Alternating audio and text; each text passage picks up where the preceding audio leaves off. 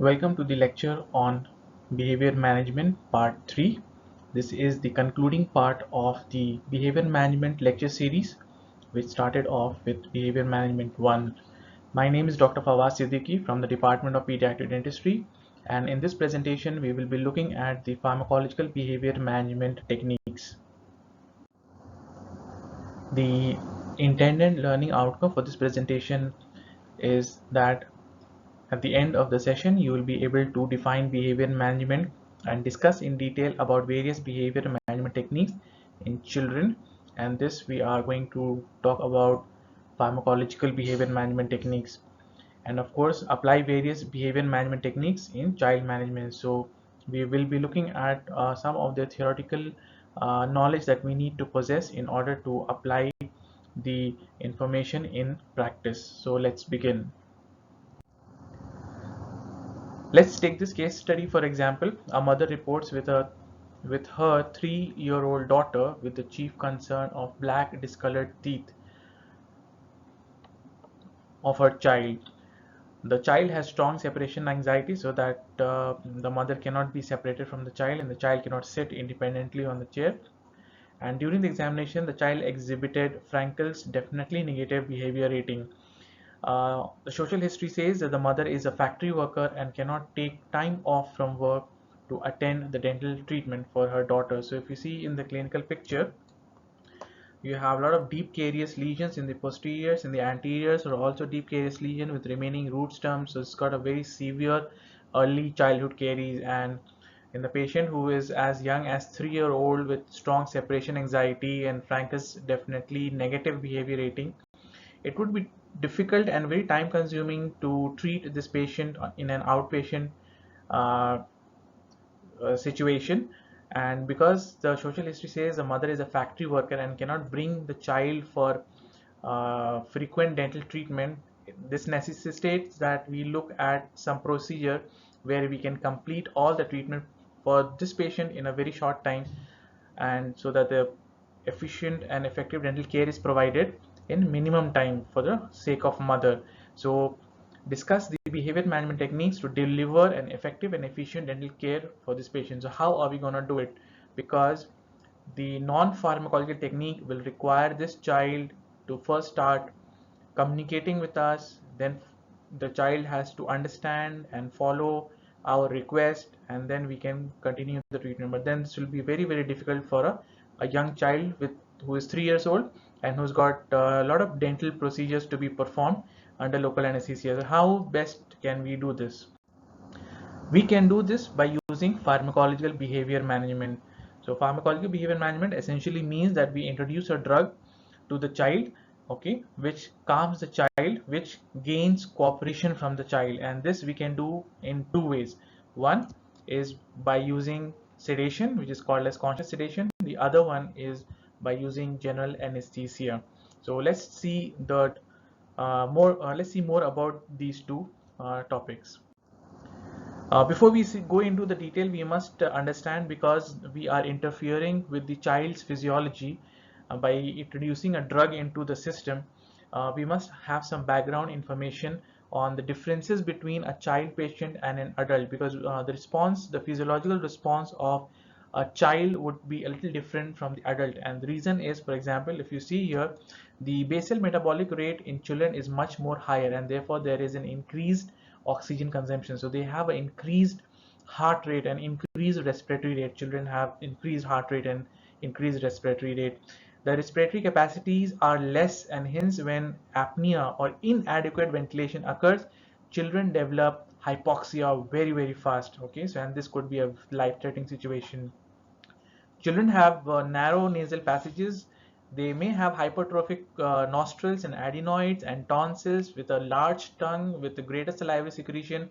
This all can be a risk factor for children when we're trying to intubate the child in case of medical emergency. So this again we need to keep in mind when talking about children. Children have a smaller thorax and they expand less, so they have less functional reservoirs. So again, like we said, the apnea is very common in case the respiratory failure occurs. Children with sleep apnea are not good candidates for pharmacological behavior management because they are at high risk of having a respiratory failure. So with these few things in mind, so when we are talking about the differences between the child and the adult, we must also look at the physical uh, health of the child. And the ASA has come out with a physical status classification, which is very helpful for us to classify the children who are at risk of pharmacological behavior management techniques. So if you see on the far left, you have ASA1, which means a normal healthy patient. Healthy patient, non-smoking with no or minimal alcohol use. Then AS2 is a patient with mild systemic diseases only without substantial functional limitations. So the examples include but not limited to current smoker, social. Of course, these are not pertaining to the children, but what it basically says, patient with mild systemic diseases which is controlled. So when we are talking about pharmacological behavior management, these two categories are safe for doing a pharmacological behavior management using a pharmacological behavior management techniques. Then of course we have ASA3, a patient with severe systemic disease, ASA4, a patient with severe systemic disease that is a constant threat to life, ASA5, a moribund patient who is not expected to survive without an operation, and ASA6, which is a declared brain dead patient whose organs are being removed for donor purposes. So this classification helps us to decide if the child is a good candidate for pharmacological behavior management techniques or not. If it is not, say ASA3, ASA4, then we need to put in a lot of precautions with the involvement of the pediatrician and the anesthesiologist to ensure that the pharmacology behavior management is safely done. So with this, we understand that we need to medically assess all the patients if we decide to do pharmacological behavior management. All right. Another thing that we need to keep in mind is that when we are using pharmacological behavior management techniques, there are some precautions to be followed when it comes to ingestion of food. And this particular slide just makes you aware that what are the ingested material and the minimum fasting period that is required before we can do an elective sedation case. So example, clear liquids like water, fruit juices without pulp, and carbonated beverages, clear tea and black coffee, if you have this, you need a minimum fasting period of 2 hours. If you have a breast milk, you need to have a minimum fasting period of 4 hours, and similarly so on. So this minimum fasting period basically tells us that in case the patient has vomiting, the chances of aspiration will be less because more or less the food would be digested and the stomach would be empty. So this again you must keep in mind when we talk about pharmacological behavior management technique, when you're talking about sedation. And of course general anesthesia, everybody is well aware that we need to be nil by mouth for at least 6 to 8 hours. So let's now try to understand what is sedation. So basically, like I told you, sedation is introduction of a therapeutic agent into the body system so that the child becomes cooperative for dental treatment.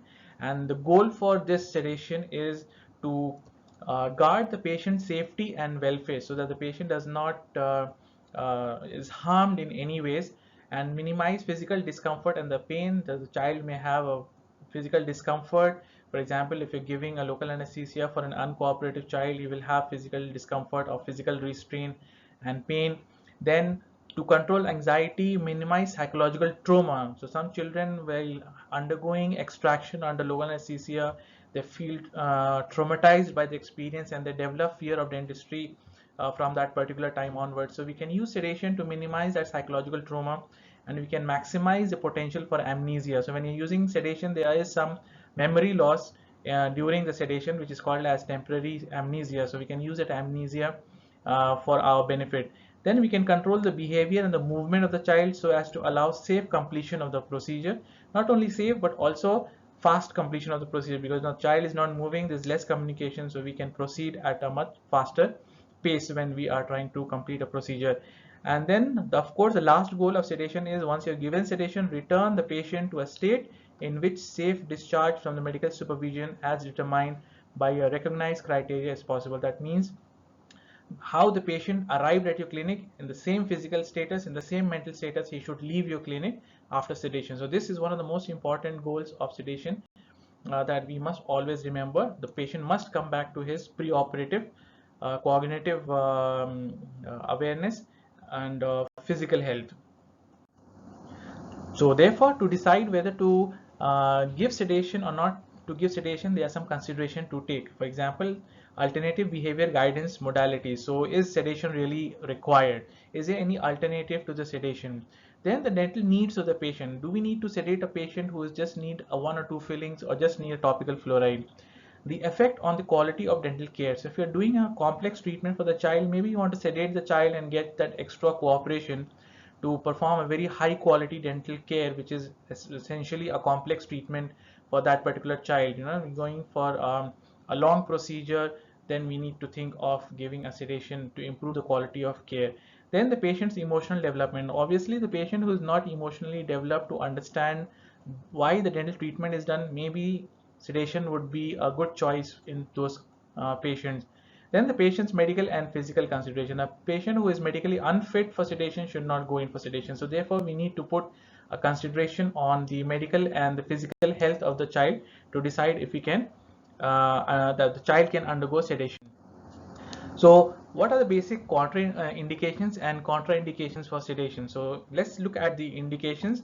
Very rightly, fearful, anxious patient for whom basic behavior guidance techniques, that means your non-pharmacological behavior management techniques, have not been successful. So sedation would be a choice for these patients. And patients who cannot cooperate due to lack of psychological or emotional maturity or mental, physical or medical disability.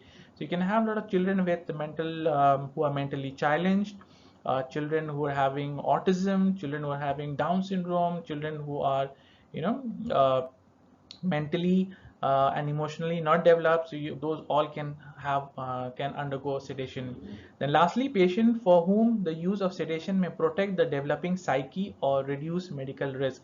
So this is what we talked about, that performing a treatment, say for extraction under local anesthesia, especially with the tooth is grossly broken down and you really need to dig the tooth out of the socket. Okay, so child may have a psychological trauma. So for those patients in whom you feel the child may develop psychological trauma, then go ahead and put the child under sedation for the treatment it is indicated. And of course, contraindications are cooperative patients with minimal dental needs, right? So you understand that only when the dental needs are substantial with all these indications, maybe you want to go for sedation. So cooperative patients with minimal dental needs, we still try to do non-pharmacological behavioral management technique step by step and try to complete the treatment. And of course, when there is a predisposing medical or a physical condition, especially when the child has got some kind of pulmonary disease or cardiac disease, maybe it's not a good idea to put the child under sedation, which can be a life-threatening situation for the child. So maybe not go for sedation in such kind of a patient. Okay, now when we talk about sedation, we must understand that once we introduce the drug in the body, you can have a continuum of sedation. So maybe starting from a minimal sedation state, the child can progress to moderate sedation, can progress to deep sedation, and can progress to general anesthesia. So when you are giving sedation, you must understand the flow of sedation will be in this direction. So it is very important for us to recognize uh, where are we when we sedate the child, in which particular stage is the child. So minimal sedation and moderate sedation together, what was called before as conscious sedation, is safe in dental practice. But once a patient enters deep sedation, this is a red flag that something is going to happen serious, and we need to pull the patient back into moderate sedation, into minimal sedation. So knowledge of this particular chart will help you understand if your patient is moving towards the danger side, especially when you are working with a child under sedation in a dental clinic. So let's look at the minimal sedation. So this is a minimally depressed level of consciousness. The patient retains the ability to maintain airway independently and continuously. So the patient can himself control his airway, so he will have his cough reflex intact. The cardiovascular functions will be unaffected, and the patient will respond normally to tactile stimulation and verbal commands. So if you tap the shoulder, the child will respond. If you ask the child, how are you doing, the child will respond to that. So simple, normal tactile sensation and verbal command. So if you go a step deeper into the sedation, you can again have a drug induced depression of consciousness. In this case also, the patient retains the ability to maintain an airway independently and continuously. So his airway is protected by all the cough reflex and everything. The cardiovascular system function is also maintained, so no worries there. But the issue here is that the patient responds purposefully to verbal commands, either alone or accompanied by light tactile stimulation. So as compared to your minimal sedation, here you really have to tap the patient twice and thrice to seek a response, right? Or maybe have to repeat the commands a couple of times for the patient to respond. So how are you doing? Hey, how are you doing? Are you good? How are you doing? So this becomes a moderate sedation if the child responds after that. So this is the difference between minimal sedation and moderate sedation though. So till here also it is quite safe. These two are part of conscious sedation. So this is not a problem. So if the patient goes into deeper sedation, say if you give a medication, if you introduce a drug into the body of the child may, if you are not monitoring your sedation, the child may shift from minimal sedation to moderate sedation to deep sedation. Now deep sedation again is a drug induced depression, and here the patient may require assistance in maintaining a patent airway, and spontaneous ventilation may be inadequate. So here the patient may not be able to breathe on his own. There's a chances that even his cough reflex has been suppressed by the drug, and there will be a danger of apnea here if the patient is cannot breathing on its own. Though the cardiovascular function is usually maintained, but here the respiration is a major concern. And how do you recognize this particular situation is when the patient cannot be easily aroused but responds purposefully following repeated or painful stimulation. So if you ask the patient normally, how are you doing, buddy? He's not going to respond. You're going to ask him, how are you doing, buddy? Is everything okay? How are you doing, buddy? No, he will not respond. But when you uh, give him a repeated or a painful stimulation, right? Maybe pinch him and then he responds, okay? And he's very dizzy and is like there's a depression of consciousness. So remember, patient cannot be easily aroused but responds purposefully. That is important. Purposefully following repeated and painful stimulation. So here we are not talking about light tactile stimulation. We are here talking about repeated or painful stimulation. So this is a danger sign. If this child is having this on a dental chair, oh, it's a red flag. You better do something and call for help or try to reverse the sedation back. And if nothing happens here, the child will go into general anesthesia. General anesthesia is a drug-induced loss of consciousness. So the consciousness is no more depressed. It is loss of consciousness. So the patient loses consciousness, then the patient loses the ability to maintain an airway independently and continuously.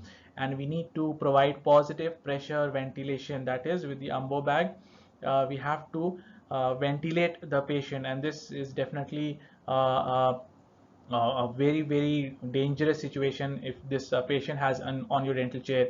And the cardiovascular system may also be impaired, and therefore how will the patient respond? The patient will not respond. He will be not able to be aroused. The patient are not arousable even by painful stimulation. Even by pinching they will be not allowed, and here the patient has lost consciousness. So this should not happen in your dental chair unless you are in a hospital where there will be qualified anesthetist to secure the airway, and then we have time to bring the child back to deep sedation, to moderate sedation and minimal sedation, and reverse the sedation. So remember, sedation is not just sedation. So sedation can move from minimal and can skip moderate and deep and go into general anesthesia if you are not controlling the drug that you are introduced in the body. So this chart basically tells you how to recognize the different stages of sedation and which are the red flags. So have this chart in mind when you are doing a case under sedation.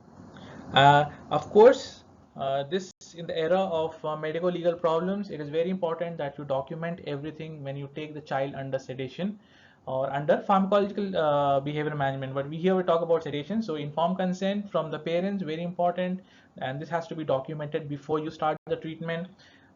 Then instructions and information has to be provided to the patient, the parent, not on the day of sedation, but before the child is brought for sedation. So his dietary advice, like I showed you earlier in the slide, what the child has to eat and things like that. The health evaluation, the child has to have a medical fitness certificate from the physician that he is good to go for sedation. He does not have any upper respiratory tract infections, or he's not having any chronic liver disease, or his heart is normal and functional, things like that. Then you need to record the name, the route, the site, the dose, right, and the patient effect of the administered drugs during the treatment. So all this you must record very carefully. Patient's level of consciousness, responsiveness, heart rate, blood pressure, respiratory rate, and oxygen saturation at the time of the treatment and until predetermined discharge criteria has been attained. So you need to maintain all this and record all this. So if something happens to the patient outside of your clinic, if you have these records, you will have a strong case to protect yourself, right? And then any adverse effect events that happens, you must record it as well, and what treatment did you provide, and then time and condition of the patient at discharge. So you must be very clearly mention that the child, what was the conscious level of the child, and how was the discharge done. The discharge was done under whose care. And therefore, whenever the child is brought to the clinic, there has to be 2 person accompanying the child. So one will take care of the child and the other will drive back home. So never, it always have to have 2 children, 2 adults when any child goes for sedation. So documentation is very important, right? So this is some example of instructions given for the child who is scheduled for sedation.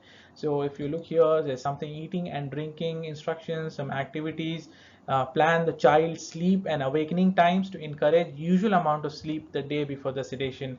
Please arrive on time for your scheduled appointment. This is a long appointment and you may have to be here for several hours. So this is a very good instructions to follow before a child sedation. So you have to give this in written to the patient, so they are mentally prepared on what has to be done before the appointment and what has to be done on the day of the appointment and after sedation. So it's a very good, it must be given in writing. Again, this is another form of written instructions for the patient, which says care of your child after sedation, and it very clearly says what the treatment the child has received and what are you going to do when you reach home, and the activities for the child. So this is a very good good written instructions that has to be given to the parent. So when you talk about sedation, there are a lot of ways in which we can introduce the drug into the body, right? So here we have listed out inhalation, enteral, intranasal, intramuscular, submucosal, intravenous, and rectal. So these are the different ways or routes a drug can be administered to the child. So let's talk about the enteral route, which is actually the oral route, and this is can be used for minimal to moderate sedation. All right. The form of the drug obviously would be in a syrup form for the child who cannot take a tablet, and it can be a tablet form for the older children. The only issue is that the onset period is 15 to 90 minutes. So when the drug is introduced through the mouth, it has to go through the digestive system and then reach the intestine, and from the intestine it gets absorbed and then it goes to the liver for its metabolism, and then the metabolites, then they reach their target cells, and then they produce the action. So this it requires a lot of time. So it's the longest time of onset.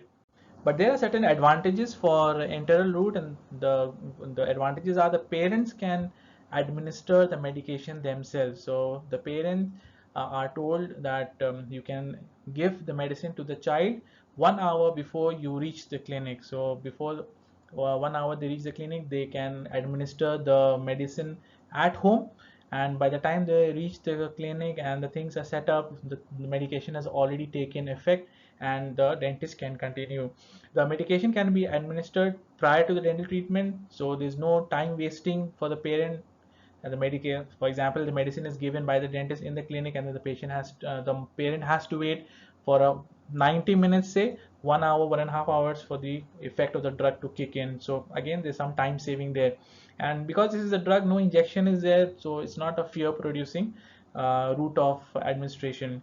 But the disadvantage is that there is a delayed absorption of the drug. We really don't know how the drug is going to get absorbed, so really cannot titrate the drug. We really cannot repeat the drug again and again when the expected effects are not seen. So this is a problem.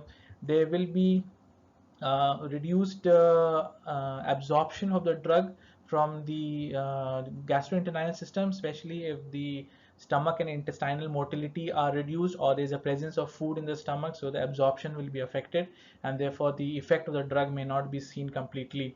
And lastly, the patient may not cooperate in the injection of the medicine and may vomit it, and maybe we will not know how much the patient has actually taken and how much the patient has actually vomited. So here the taste of the drug is very crucial, especially when you are giving a syrup form of the drug.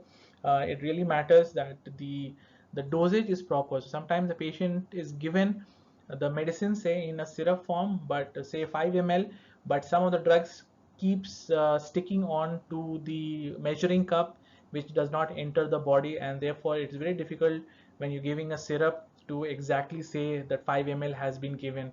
Here the tablet is much more convenient, and we can say with confidence that yes, one tablet given, that means the whole drug has gone into the system. So these are some kinds of oral problems with enteral route, the oral route of sedation. A typical example is diphenhydramine, that is the Benadryl, and it's an antihistaminic which gives these sedative properties, and it is rapidly absorbed through the gastrointestinal tract. And this medicine is actually available over the counter for your treatment of your allergies, right? So one of the side effects is sedation and drowsiness.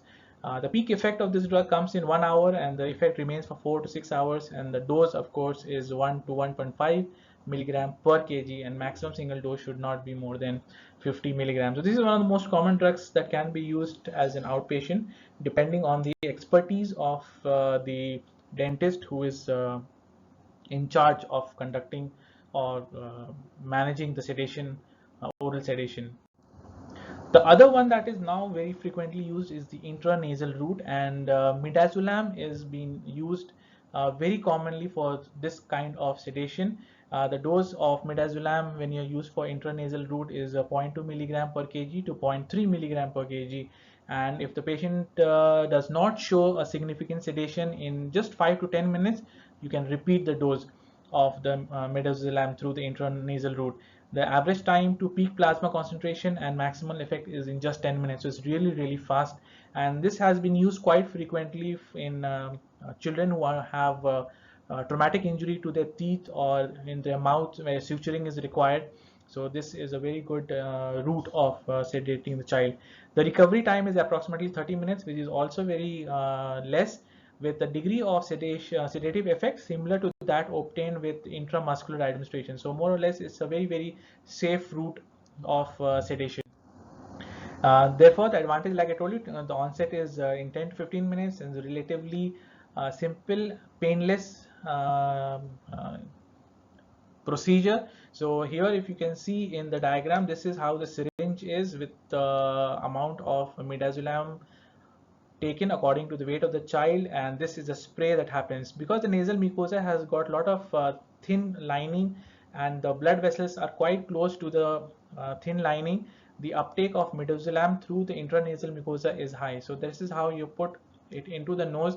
This white seals the opening, and then when you press the piston, you have this spray effect, and then the midazolam is taken up by the blood vessels of the nasal mucosa and enters the blood circulation. So it's quite painless, and less patient cooperation is required, and it is absorbed directly into the circulation. So there is no metabolic bypass by the liver or no breakdown into metabolites. But the only disadvantage is that the duration of action is short, and the child may have mucosal irritation to the midazolam. So apart from these two, it is one of the most commonly used sedation in emergency department in the hospitals. Make sure that the LA side and the sedative side should be different, because local anesthesia has got epinephrine, right? So it will cause delayed absorption of the local anesthesia. So if we give these two together, the sedative action may be prolonged. So ensure that you're not using the same site when you are trying to give intramucosal route of sedation. Some example are meperidine and phenantine, both of which are opioid group of drugs, and therefore they have this sedative effect on the body. So this is less commonly used, but yes, we must be aware that can be used. The other one is the intramuscular route. Here the drug is introduced into the muscles, and the blood circulation in the muscles pick up these drugs, and then they bring it to the circulation through the venous drainage. So one of the most common muscles are the deltoid muscles, the maximus gluteus, and the lateral rectus for children, because these are highly muscular areas and with high vascularity. So if the drug is introduced there, the absorption is better. The advantage is that there's more rapid onset of action because the drug is directly introduced into the circulation, and more reliable absorption of the drug because you're quite sure that the drug will enter the circulation. But the disadvantage is that there's a possibility of injury to the tissue at the site of injection caused either by the drug or the needle. So you can have a hematoma at the injection site, or you can have inflammation of the vein. If you puncture the vein during the injection, you can have venous inflammation of the veins. So these two possibilities are there, and the difficult part is the patient may not accept the injection. So again, maybe physical restraint, protective stabilization is required, which is an additional procedure to be done. So intramuscular, though reliable, but is not very commonly favored, but of course where the need demands, it can be used. Intravenous, like we talked about intramuscular, intravenous is when you're introducing the drug directly into the vein and into the circulation. So it's most accurate and effective route, and you can titrate the drug efficiently. So if the sedative effects have kicked in, you can reduce the dose of drug that you introduced into the body system. So the veins that we use commonly is like in the dorsum of the hand, or you use the median cuboidal vein in the antecuboidal fossa of the forearm. So these are the two places where you can um, uh, inject the drug into the venous system of the circulatory system. But the disadvantage is that the patient cooperation is required, and to insert and find the vein would be a little difficult in children because of the small vascular system, small lumen of the vascular system. So it may be a very tricky under inexperienced hand. But of course, if the need demands, it has to be done. The last one is not the last one. The other one is the rectal route, right? So the advantage of the rectal route is the drug is introduced through the rectum. So the intensity of drug-related side effect is minimized, and the drug absorption occurs from the large intestine directly into the circulation, and there is no need for needle, syringe, or any other equipment. So it's quite convenient to perform. So it's a very good route of administration, especially in a very young children. But the problem is there's always an inconvenience to the administrator and the patient, especially when the patient is an older one, and there will be some mucosal irritation of the mucosa in the anus, and there will be a variable absorption of the drug from the large intestine. So you really cannot control how much drug will enter into the circulation. So there is a gray area there, and therefore it's not very frequently used. So presented in this slide is some of the drugs which are commonly used for sedation. Some can be used for intravenous, some for intramuscular, some for oral. So the list have been given here, and the drug doses, I'm hoping that you have read about all these in your pharmacology lecture. So we're not going to go into the details of each, but it is expected of you to know the dosage of these drugs and what these drugs are and how they act, because this is already covered in your pharmacology. So we move on to general anesthesia, right? So one route of administration, which is the inhalation, we will discuss after we discuss the general anesthesia, and then we will end our discussion today. So general anesthesia is the controlled state of unconsciousness accompanied by a loss of all protective reflexes, including the ability to maintain an airway independently and respond purposefully to physical stimulation or verbal commands. So patient has lost his consciousness and lost all protective reflexes. You can do general anesthesia, you can achieve general anesthesia in a hospital setting or even in a dental office under a registered anesthetist. Okay, so you can use intravenous route to obtain minimal sedation followed by moderate sedation followed by deep sedation and followed by general anesthesia, but a qualified anesthesiologist must do this. So goal of general anesthesia are to provide again safe, efficient and effective dental care, eliminate patient's anxiety, reduce untoward movement and reaction to dental treatment, aid in treatment of mentally, physically or medically compromised patients, and eliminate patients' pain response. So sometimes it is not very, it's not feasible to do a simple sedation, and the child has to be taken into general anesthesia. So let's look at some indications and contraindications of general anesthesia. Our decision to use general anesthesia must be taken with due consideration. Again, same like how we dealt with sedation, we need to look at alternative modalities, we need to look at the age of the patient, we need to have a risk-benefit analysis. Is the benefit of doing the treatment under general anesthesia more than the risk? The risk we will discuss a little later. Then treatment deferral, can we defer the treatment so that we can use non-pharmacological technique at a later date? Can dental needs of the patient, like we said, minimal needs, no need for GA. The effect on the quality of dental care. So if you're looking at a major surgery or complex dental treatment, maybe you want to go for a GA to have that controlled environment in which you can perform a good quality of dental treatment. Then the patient's emotional development we discussed, and patient's medical status, again we have discussed this. So these are some considerations when you want to put a patient under general anesthesia. Make sure the indications and contraindications are met. Okay, like documentation, again we need to document why the general anesthesia was used. Okay, very important. We need to document informed consent. We need to document instructions provided to the parent, especially for dietary precautions, because general anesthesia requires patient's admission, and for general anesthesia we require an empty stomach to operate on, because if the patient has nausea or vomiting, which is a common physiological response after the sedation or the general anesthesia wears off, there's chances of aspirating the vomitus and having pneumonia. So we need to have that instructions. Pre-operative health evaluation, patient's heart rate, blood pressure, respiratory rate, all the vital signs must be checked at specific intervals throughout the procedures and documented until the patient is discharged. Then of course the name, route, site, time, dosage, patient effect of administered drugs including local anesthesia has to be documented. Any adverse events that has happened has to be documented, and what treatment has to be done has also to be documented.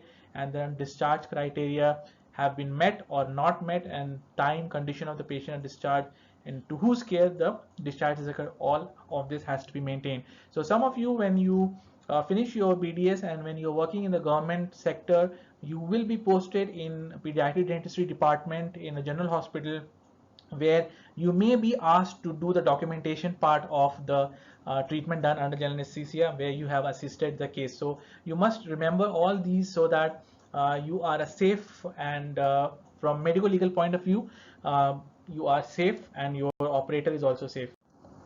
So the GA is very convenient, but it has complications during anesthesia, and there will be complications after anesthesia, and this is what makes general anesthesia dangerous. So during anesthesia, there are chances that the patient may have respiratory depression, the patient may have cardiac arrhythmias, the patient may have hypotension, the patient may have laryngospasm, and the patient may have acidic pneumonia. So though the mortality rate is less under general anesthesia, but when we take the patient under general anesthesia, we do not know exactly how the patient will respond. So having a good anesthetist and having a good pre anesthesia evaluation is of utmost important, and children have died under general anesthesia under dental treatment. So it is very important for us to take into consideration the factors for general anesthesia. Even after anesthesia, the patient may have nausea, vomiting, they will have persistent sedation, okay, they may have pneumonia, they will have toxicity to the drugs used, and they will also have cognitive defects later in life. And this is under study, and therefore putting very young children under general anesthesia is not advocated, especially for non-threatening treatment like a dental treatment, where we can do some silver diamine fluoride to arrest the caries. We can put in some topical fluoride to slow down the caries process. We can do interim restorative procedure to slow down the caries process and things like that. So must remember this when we talk about GA in pediatric dentistry. So commonly used drugs in GA for children are for inhalation. We have sevoflurane, which is considered to be very safe in children, and for maintenance we can have nitrous oxide, halothane, sevoflurane, isoflurane, desflurane. And when you're giving general anesthesia through the intravenous route for induction, you can have propofol, you can have thiopentine sodium, and for maintenance you can have ketamine and fentanyl. Again, these drugs has already been covered in your pharmacology lecture in your, I think, year 2. So try to recollect the information from there. We are not going to go into the details of these drugs because I hope that you're already aware what these drugs are. Reduce or eliminate anxiety, reduce untoward movement and reduction and reaction to the dental treatment, enhance communication and patient cooperation, because remember this is sedation and we are looking into conscious sedation. We are looking only into minimal and moderate sedation, so the patient is responsive. Raise the pain reaction threshold. All right, so the patient will not have pain, and this also can nitrous oxide inhalation can also be used for analgesia. Increase tolerance for longer appointments, because the nitrous oxide will also produce some kind of amnesia, so the patient will not realize how long he sat for the appointment. Then aid in the treatment of mentally, physically disabled or medically compromised patients, which just helps them in the management. Reduced gag reflex and potentiate the effect of other sedatives, especially if you are using multiple drugs. For us as undergraduate level, just remember nitrous oxide as a single medication. So there are a lot of indications and contraindications. Again, remember fearful, anxious patients, certain patients with special healthcare needs, patient whose gag reflex interferes with dental treatment, patients for whom profound local anesthesia cannot be obtained and you cannot put the patient under GA. Maybe you want to go for nitrous oxide sedation. A cooperative patient undergoing a lengthy dental procedure. So these are the indications of patients. So many times it so happens that the patient reports to you and he just cannot cope with the fear of having local anesthesia or having an injection, right? He wants to get the treatment done, but he cannot cope with the fear of getting the anesthesia, and such kind of patients are very, very typically indicated for nitrous oxide sedation. But there are some contraindications like chronic obstructive pulmonary disease, because the route of administration is inhalation, so any kind of pulmonary disease will cause obstruction and then reduce in the efficacy. Then current upper respiratory tract infection, again it will reduce the efficacy of the drug uptake by the lungs. Recent middle ear disturbances or surgery, that means these inhalation sedation nitrous oxide. Again, I'm hoping that you have read about nitrous oxide in your pharmacology lecture, so I'm not going into the detail of this drug, but this drug can easily occupy air spaces. So any middle ear infection where the drug can reach and it can get stagnated in those areas, and therefore we should not administer drug in the patients who have got maybe otitis media or any middle ear infection. Then severe emotional disturbances or drug related dependency. This is here where this nitrous oxide can be used for recreational use, right? It's called as a laughing gas. So it kind of gives you this amnesia and feeling good effect, and we're going to see this what feeling good effect is. So this should not be used in people who are who can be having some kind of emotional disturbances, because they may get addicted to it.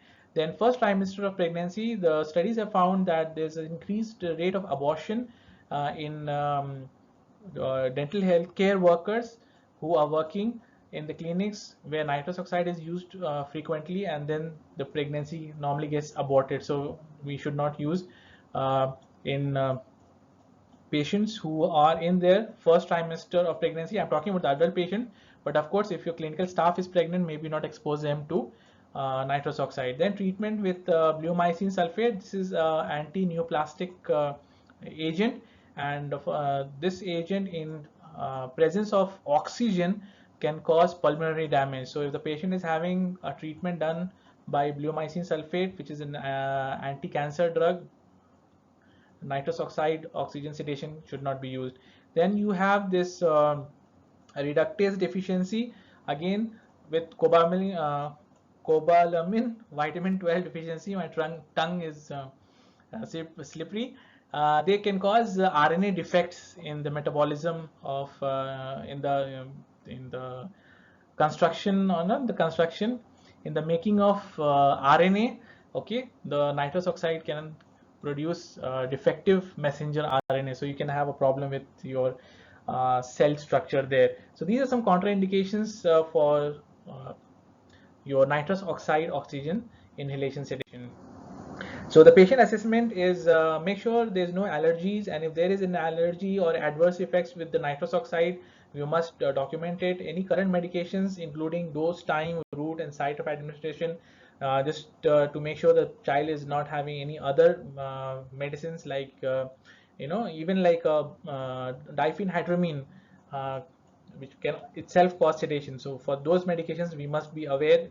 Then diseases, disorders, or physical abnormalities in pregnancy cases, we must know previous hospitalization to include the date and purpose, especially to know if the child has undergone general anesthesia, or maybe he is going to go for a general anesthesia for some treatment. So we need to be aware of that. And then any recent illnesses, especially the upper respiratory tract infections, to ensure the patient is not suffering from a common cold or suffering from asthma.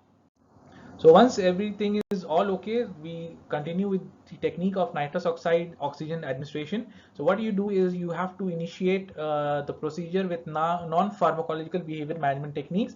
So you have to communicate with the patient, greet with the patient, shake hands, non-verbal communication, verbal communication, tell, show, do, everything. And then you introduce okay, then during the treatment, it is important to continue the visual monitoring of the patient's respiratory rate and level of consciousness.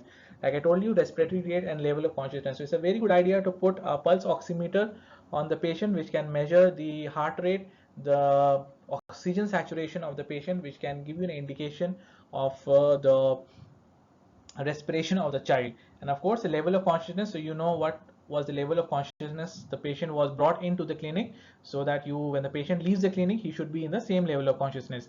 And the effect of nitrous oxide largely are dependent on psychological reassurance. So you have to talk to the patient and psychologically reassure the patient, and the patient will continue and go into the sedation. So let's see how.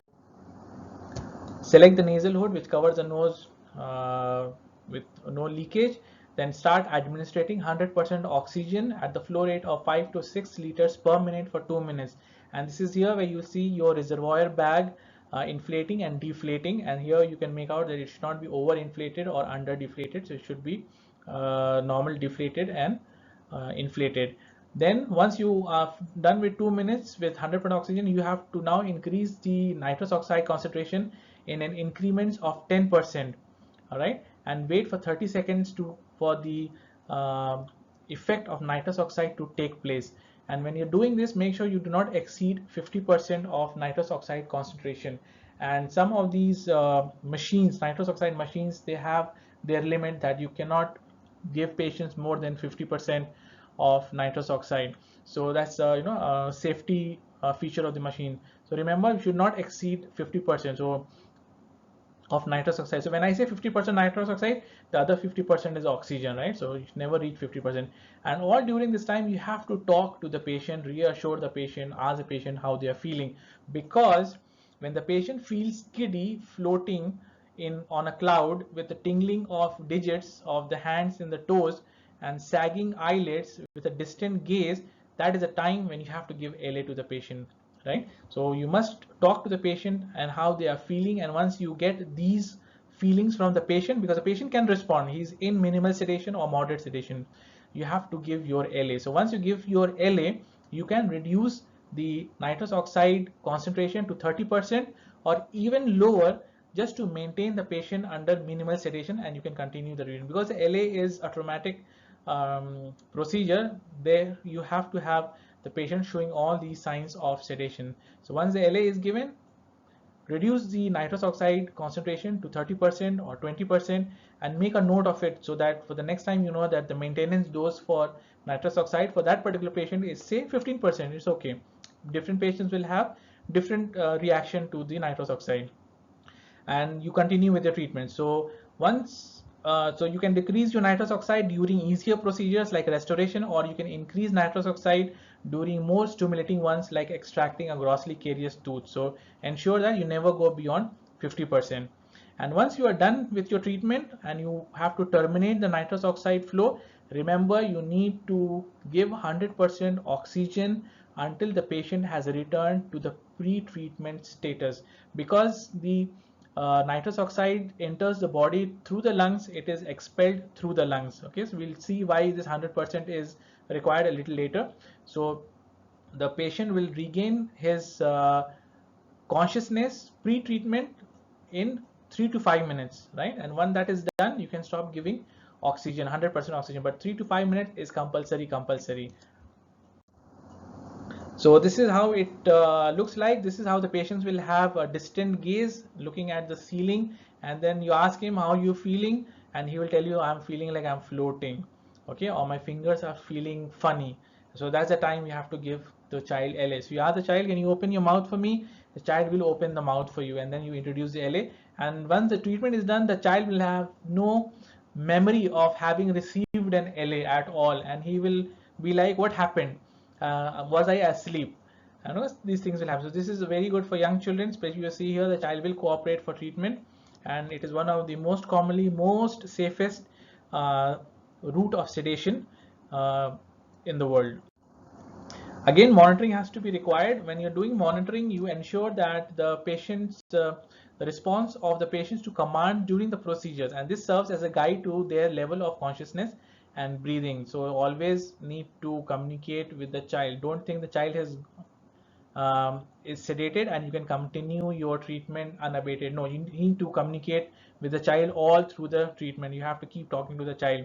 Then continual or clinical observation of the child's responsiveness, color, respiratory rate, and rhythm must be performed. And it's always a very good idea to have another person there with you who is just monitoring the monitoring the patient, okay, independently. So that person does nothing except look at the pulse oximeter and keep a note of the oxygen saturation and the heart rate and the heartbeat and the respiration rate, and that is his job. So if anything goes wrong, the patient is is having cyanosis, right? The color of the skin is changing, the color of the mucosa is changing, or the respiratory rate is changing, or the heart rate is changing, right? He can immediately inform you, because maybe as an operator you are working and you're engrossed in the treatment part, you may not be aware of what is happening to the patient. So it's always better to have one person whose job is just to do the monitoring. So this is one of the safe things to do. So here, adverse effects, nausea and vomiting, it can happen from 1% to 10% of the patient, right? So it's always advisable when the patient is appointed for inhalation sedation, ask the patient to have some light meal, okay, 1.5 hours before the appointment, so that the stomach is relatively empty, because the patient may have nausea or vomiting. But that also is very rare. 1% to 10% of the patient will have. Then the patient can have something called as diffusion hypoxia. All right, and diffusion hypoxia is a result of rapid release. I have written it down for you. It's a result of rapid release of nitrous oxide from the bloodstream into the alveoli, and thereby diluting the concentration of the oxygen.